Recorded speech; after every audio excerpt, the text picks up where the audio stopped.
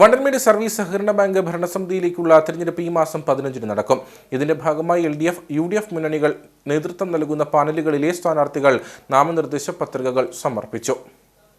KPCC secretary Thomas രാജിന്റെ നേതൃത്വത്തിലുള്ള നേതാക്കളുടെ സാന്നിധ്യത്തിലാണ് UDF സ്ഥാനാർത്ഥികൾ പത്രിക സമർപ്പണത്തിനെത്തിയത്. സംസ്ഥാനത്തുടനീളം സഹകരണ സ്ഥാപനങ്ങളെ തകർക്കുന്ന LDFന്റെ സമീപനത്തിനെതിരായ വിധിയെഴുത്താണ് വരാൻ പോകുന്നതെന്ന് തോമസ് രാജൻ പറഞ്ഞു.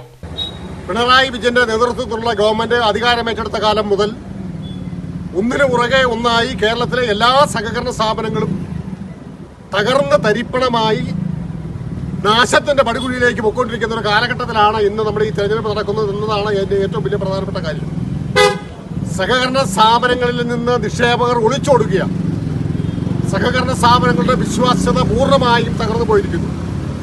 മാർക്സിസ്റ്റ് പാർട്ടിയുടെ നേതാക്കന്മാരുടെ കൊള്ളസങ്കേതമായി സാമ്പത്തിക ലാഭത്തിന് വേണ്ടിയുള്ള ഒരു വലിയ മേച്ചിൽപ്പുറമായി സഹകരണ സ്ഥാപനങ്ങളെ മാറ്റിയിരിക്കുന്നു എന്നുള്ള അതീവ ഗൗരവതരമായ കേരളം നേരിടുന്ന പ്രതിസന്ധിക്കെതിരെ ഈ കേരള സമൂഹത്തിലെ കർഷക സമൂഹവും ജനാധിപത്യ സമൂഹവും മാറി ചിന്തിക്കുന്നു എന്നതിൻ്റെ പ്രകടമായ തെളിവായിരിക്കും 15-ാം തീയതി നടക്കാൻ പോകുന്ന വണ്ടൻമേട് സർവീസ് സഹകരണ ബാങ്കിൻ്റെ തെരഞ്ഞെടുപ്പ്.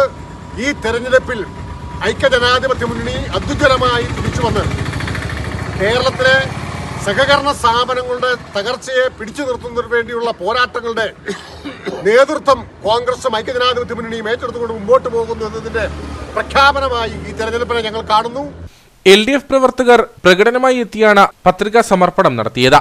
LDF ഭരണസമിതിക്കെതിരെ UDF ഉയർത്തിയ വ്യാജ പ്രചരണങ്ങൾ പൊളിച്ചെടുക്കുന്ന തെരഞ്ഞെടുപ്പാണ് വരാൻ പോകുന്നതെന്ന് നിലവിലെ ബാങ്ക് പ്രസിഡന്റ് ചാക്കോ വർഗീസ് പറഞ്ഞു. UDF ശ്രമിച്ചുകൊണ്ടിരിക്കുന്നത് ഈ ബാങ്ക് എങ്ങനെ പൂട്ടിക്കാം എന്ന് അവർ പരിശ്രമിച്ചുകൊണ്ടിരിക്കുകയാണ്. അതിൻ്റെ ഉദാഹരണം പറഞ്ഞാൽ അവരുടെ ഒരു 10 പേര് ഇവിടെ പോയി സമരം ചെയ്യുകയൊക്കെ ചെയ്ത അതിൻ്റെ അകത്ത് ഉൾപ്പെട്ട 10 പേര്, ആ 10 പേര് അവരുടെ കുടിശ്ശിക അടച്ചാൽ 5 കോടി രൂപ ഇവിടേക്ക് വരും.